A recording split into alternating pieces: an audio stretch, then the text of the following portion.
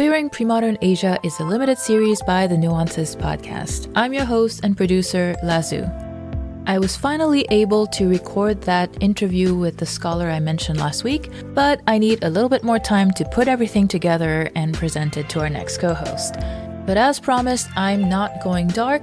Instead, I'm sharing an episode from another podcast that I think you might want to check out. Today's podcast feed drop is MX Asian American, which is hosted by our previous guest co-host, Karen Zheng. Karen was the co-host for episode 2, But Where Are the Lesbians? Similar to the Nuances podcast, MX Asian American explores the Asian American experience with guests from various career backgrounds and ethnic groups. In this episode, Karen and I talk about my Asian American experience as well as the limited series itself. I hope you enjoy my conversation with Karen on her podcast, MX Asian American. If you enjoy this episode, feel free to subscribe to MX Asian American wherever you listen. Welcome back, everyone, to MX Asian American. Today we have Lazu. Lazu? Is that right? Yeah, Lazu. Okay. Could you introduce yourself to the listeners? Yes. My name is Lazu. I am a singer, songwriter, producer, and podcaster. I am currently based in Southern California. Woo, awesome. I like to start with my guests with their background. So could you tell us a little bit about how and where you grew up? Yeah. I was born in Canada, but then my parents moved back to their homeland, which is a tiny African island named Mauritius. It's east of Madagascar in the Indian Ocean and is the only place a dodo bird ever lived. And if you've been on the internet, you've seen the underwater waterfall. That's also where that is. Wow. So I grew up there. It was very different from North America. Most of the population is of Indian or African descent. Mm-hmm. Chinese people were about 2% of the population. There's barely any white people unless you go into the specific expat enclaves. There's a few like local white people. And also the tourists. You know, the hotels are full of white people. But if you go into town, you barely see any. Interesting. Yeah, so I grew up surrounded by dark-skinned people. So I was a minority as a light-skinned, East Asian person. Mm-hmm. And then moving to here, I'm also a minority, but in a very different way. Yeah, so when did you move to the States? Move back, I guess, to the States. So I moved to Toronto first. I did my school there, and then I moved to the States in 2013. So once you moved back to North America, what was the culture shock? Toronto wasn't that much of a culture shock because it was so diverse on campus, and I lived really close to campus downtown. So it wasn't that much of a culture shock. I think I did learn that a few things that I thought were not real were real. And also I went to a baseball game like the first week with, I was in residence and people were like, hey, we're going to see a baseball game. Have you seen a baseball game? And I'm like, no, I don't even know how this game is played. I just know they have a bat. So they're like, let's go watch a baseball game. The Blue Jays are playing against the Yankees. I'm like, okay. And so growing up in Mauritius, the only sports I would see on TV was soccer and maybe tennis, right? Uh-huh. And so I'm thinking, well, how different can it be, right? 90 minutes, worst case scenario. I'll be back home, and 4 innings later, I'm starting to get really bored. And I look around and I'm asking people, so how long do these games go on for? Like, what's the time limit? And they're like, there's no time limit. I'm like, what do you mean? And they're like, yeah, there's 9 innings. And I'm like, what inning are we? They're like, 4. I'm like, oh no, I will not make it. That's so funny. I love how baseball is your Me too, though. I just know they have bats, and I don't really know what's going on. Somebody tried to explain it to me, and I'm like, why is it so complicated? They're just running in a circle. Yeah.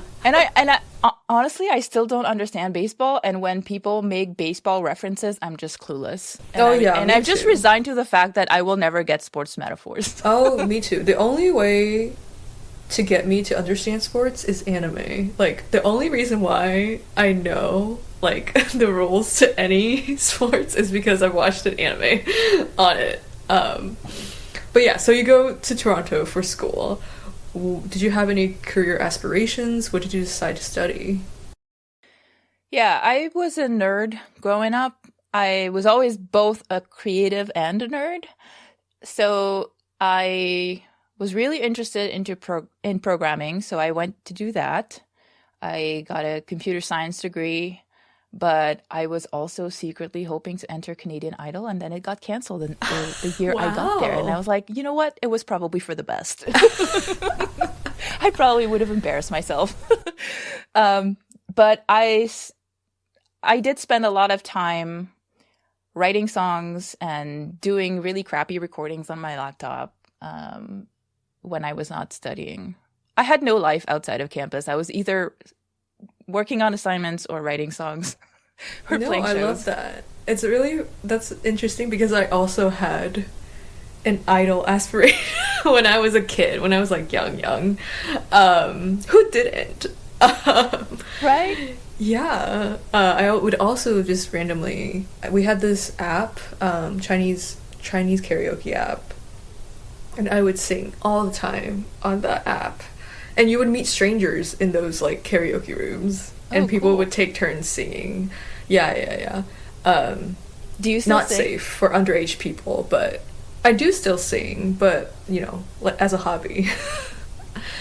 um, yeah, but that's very interesting that you kind of straddled both, like the logical, quote unquote, and the creative mind. Yeah.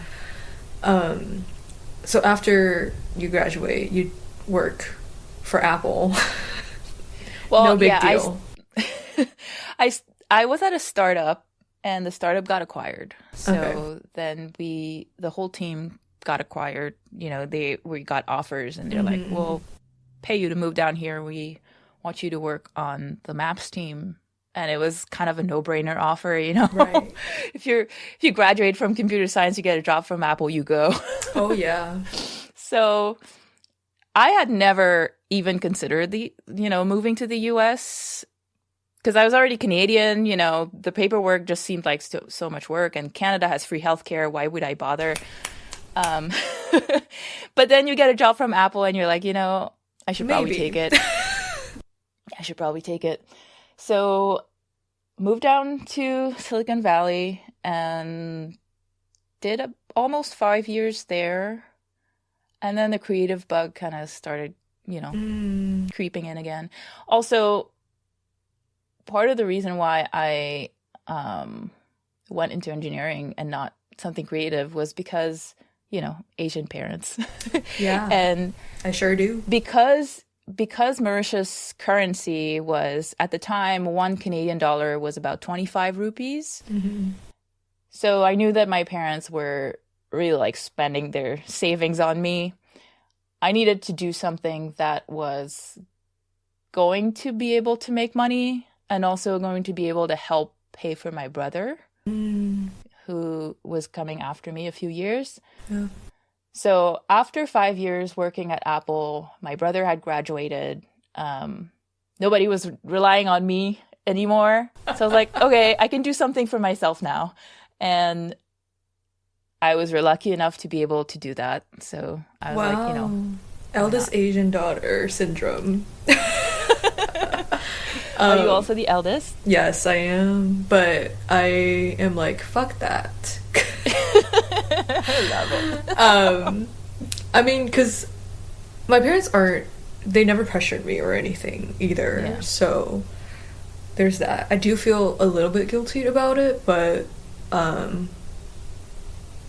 presumably I'm gonna be a full-time poet slash professor, which, doesn't make any money. And I have two siblings who are younger than me. I'm counting on them actually to provide for my parents. You were the spoiled ones. You take care now. Yeah, I literally took care of them when they were young, so now I get to be taken care of. So the creative bug hits you. How did you? I guess the decision to leave. Like, how was that, and what did you start doing after you left? Yeah, it actually took a while to leave. Initially, I had no I had not even considered leaving, but what sparked it was I got passed on for a promotion and I got really pissed off about it. And Boom. I, at the time, I was just very angry and I thought it was because of that promotion. Mm. I went to therapy thinking that need to figure out my anger issues. And then in therapy, I realized that I was not angry about that promotion at all. I was angry because I didn't want to be there. I realized that, I was just suffocating in that corporate environment and that there were a lot of things that I wanted to do and that I couldn't do because I had a full-time job and I, had things that I had to do every day. And also I think it was just bugging me, but I didn't understand what was happening with me. So I assumed I was mad at the people at work, and then turns out I was just mad at myself. But once I realized that, my therapist was like, okay, so what do you want to do? And what would you need to do to make it happen? And so I started thinking about, okay, what do I really need? And then, all sorts of Asian things come through your head when you do that, right? Like, what are my parents going to think? What's the family going to think? Or everybody's going to freak out. Somebody's going to have depression and blame me for it. Oh, yeah. And yeah, I had to work through a lot of that before I left. It took me about a year to plan my exit, to make sure that I transitioned all my responsibilities to other people. And yeah, like really plan financially, like how can I do that? Like, we sold a bunch of our stuff, we downsized. And then after we sold a bunch of stuff and my husband sold the house that he owned that we were in, we were able to travel. And I was able to go back home for 2 months, which, is not possible if you're working. So that was fun. And then I started learning to record my music at home because, paying producers to do your music is not very financially cost efficient. So I'm like, I got an engineering degree. How hard can it be, right? So started with YouTube videos and joined a bunch of groups on Facebook, learning from feedback from others. Like I would just post my stuff and people would give me feedback, some of it good, some of it questionable. And then over time, just learned to do it myself. And now I do it everything here.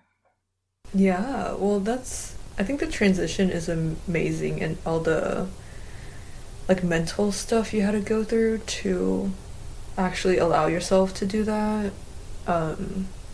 Yeah, sounds really hard, but I mean, I still feel guilty about it, don't get me wrong, but oh damn, okay. But you're here. But I'm here. But other than music production, you also have a podcast. Could you tell us a little bit about Nuances and how you got started, etc.? Yeah, so in the music industry, there's not a lot of people who look like you and I who are visible. I mean, it's starting to change with K-pop, but in terms of Asian American, like Western grown Asians, there's not a lot going on. I love how you phrase that. Western grown Asians. And So when I come across Asian people in the industry, when I'm going to conference and stuff, I always gravitate towards them because it's so rare. So I met my friend Ariadne in one of the online meetings back when it was pandemic times and everybody was on Zoom. And we decided to just have a Zoom, just the two of us to talk about, just music and how it's been and all that. And we realized that there's a lot of experiences that we've had that were common. And I didn't know that these were common things that Asian people go through in America because I did not grow up in America, right? Like people confusing you with the other Asian or, stuff like that. And we realized that our experience in the music industry was not the same as white people's experience in the music industry. And we started talking more and more about what it means to be Asian American and her experience growing up on the borders of Texas and Mexico and what that experience was like and how that was different from the average Asian American experience. And we thought it might be cool to have a podcast to talk about the diverse experiences of Asian Americans. Particularly at the time, it was when Asian hate crimes were at an all-time high, and we thought it might be a way to humanize Asian people as not just a monolith, but we have stories that are similar to everybody else's, but also they're slightly different from everybody else's. So it started out as it would be good to humanize those stories for other people. But then as soon as we started recording, I realized that it was more a space for the Asian community than for anybody else, that it was a space for healing, a space for finding community with other people. So I kind of pivoted after that. Ariadne left the podcast because she has a full-time job and she's doing her music. So it's a lot. And you know how much work podcasting is. Oh, yeah. So I've been doing the podcast alone since we're still besties, but I've been doing the podcast alone still. And yeah, it's now been 4 seasons. I'm on the 5th season, which is the limited series where I have you as a guest.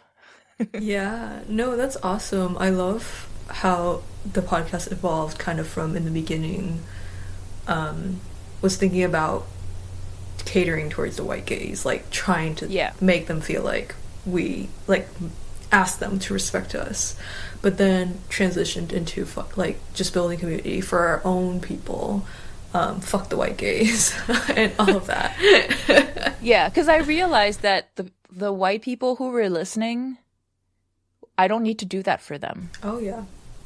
So, yeah, the people who want to learn, they will. Yeah. And people who don't, they won't. Yeah.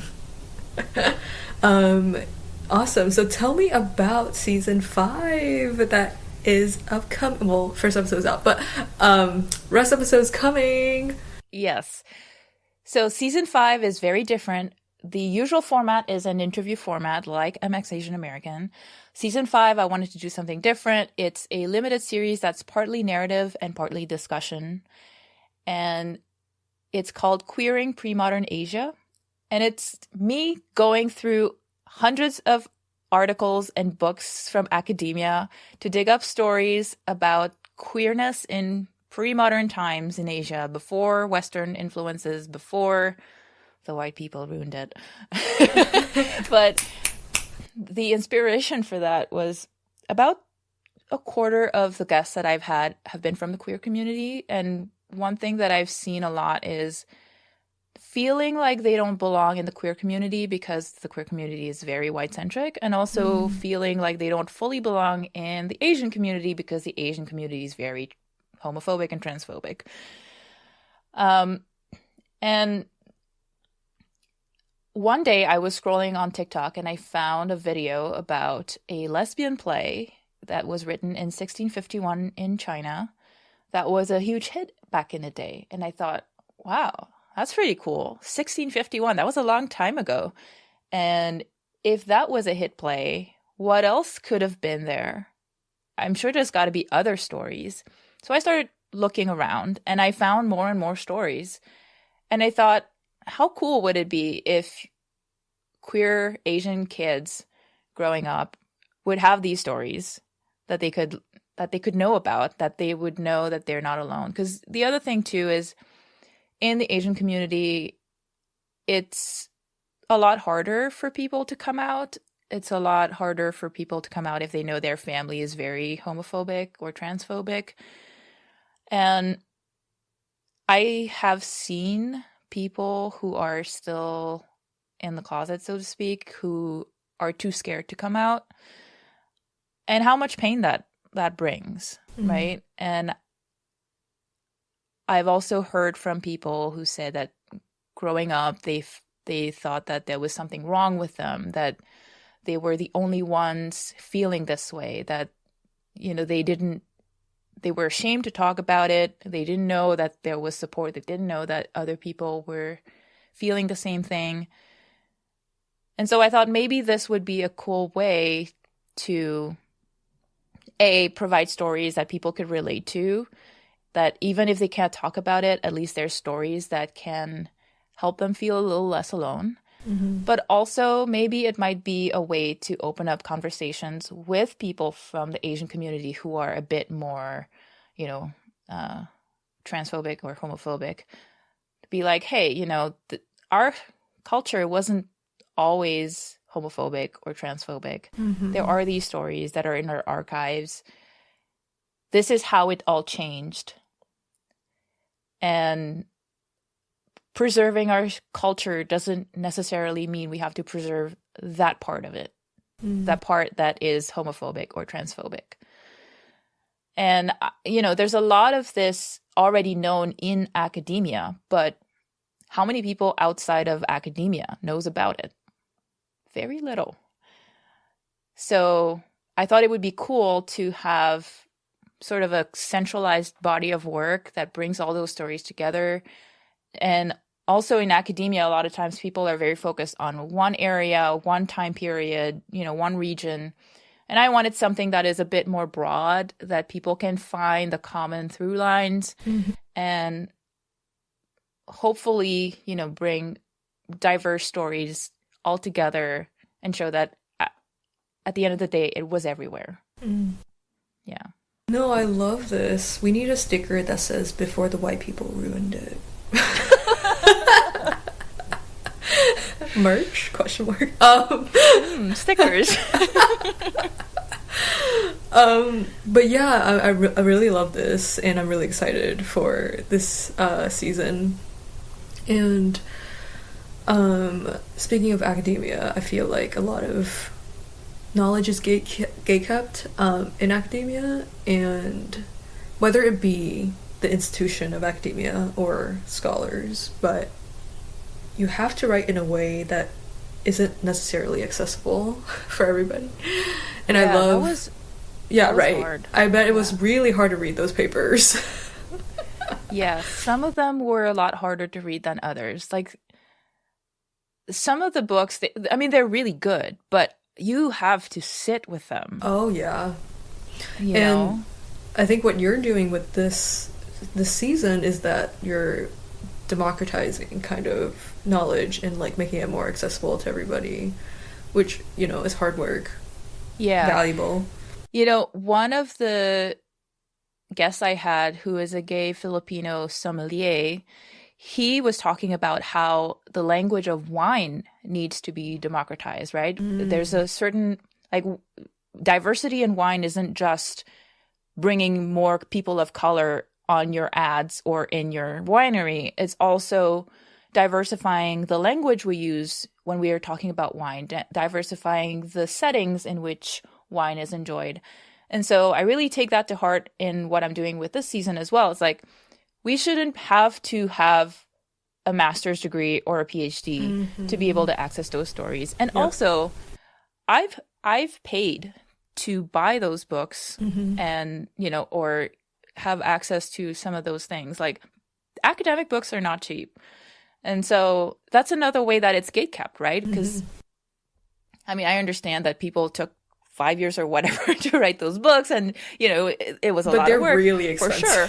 But how do you expect a teenage Asian kid, to access that when they need it the most, right? And so I hope that in this format, it's approachable. I try to make the language relatable to, a younger generation, even though I'm not so young anymore, but I try. I'm on TikTok all the time. Oh my gosh, that's better than me. I'm not on TikTok. Yeah, but speaking of, while you were researching for this season, were there any like research practices you tried to keep in mind? Yeah, first of all, I have to say I'm not an academic. I only have a bachelor's degree in computer science. And some people say that's the worst because computer science people are obnoxious, but I'm sorry. Anyway, You're different. I can attest to that. but I am trying to both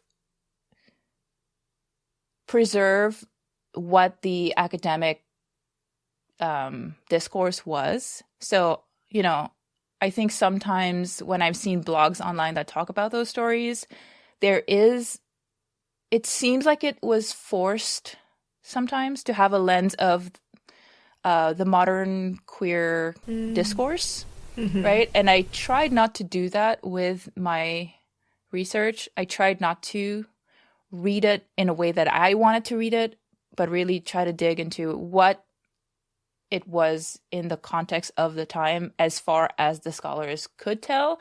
But again, we can never fully remove our current lens, right? We live in this time, not in pre-modern Asia. So, of course, we can never fully appreciate how these stories were understood at the time. But I do try my best. And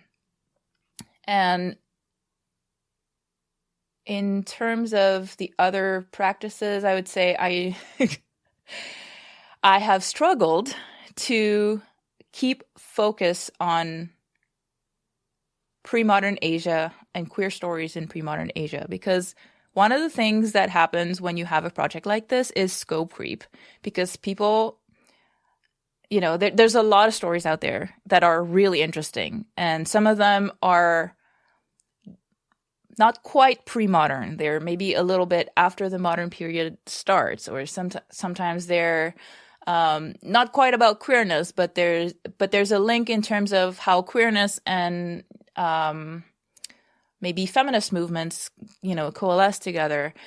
There's so much stuff that I could include, and it was really, really, really hard to cut down and decide what to include and what not to include. Yep. And I think what has helped me is to get an idea.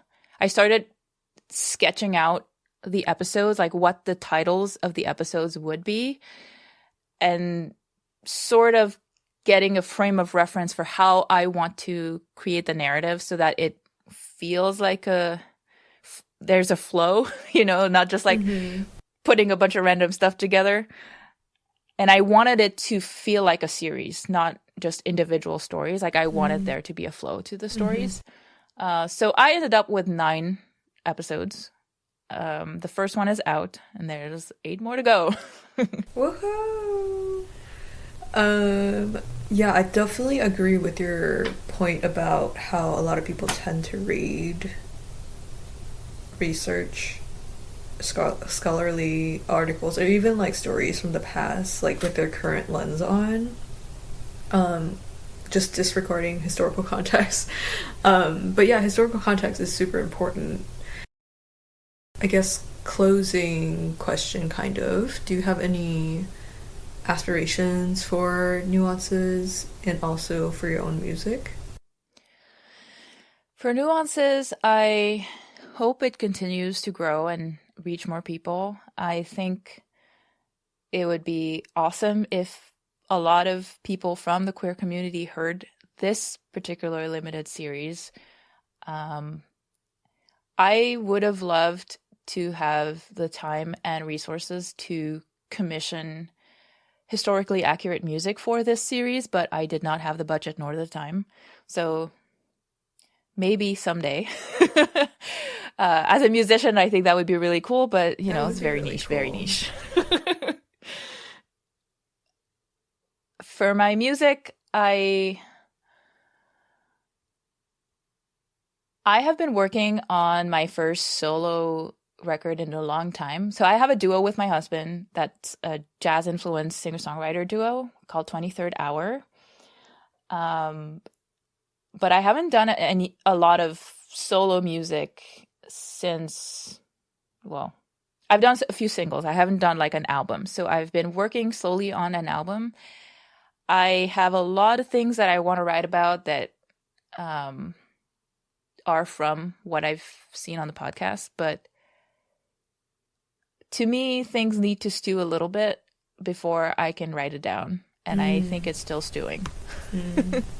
I completely understand that feeling when I know a poem is coming, but I still need to sit with it for a little bit. Yeah.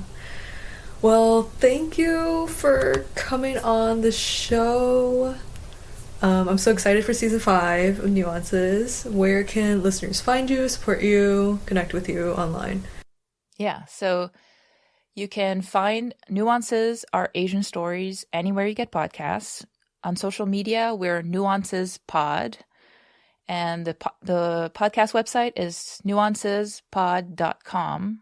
And the next episode of the series will have Karen as my co-host. Woohoo! Super excited for that. And yeah, because I'm cis straight, I felt it was really important that I bring on co-hosts from the queer Asian community to talk about those stories. I didn't feel comfortable talking about them just by myself. Yeah, that was very respectful of you to do so. And I had so much fun with being a co-host on that episode. So excited to see it. Awesome. Well, thank you so much. Thank you.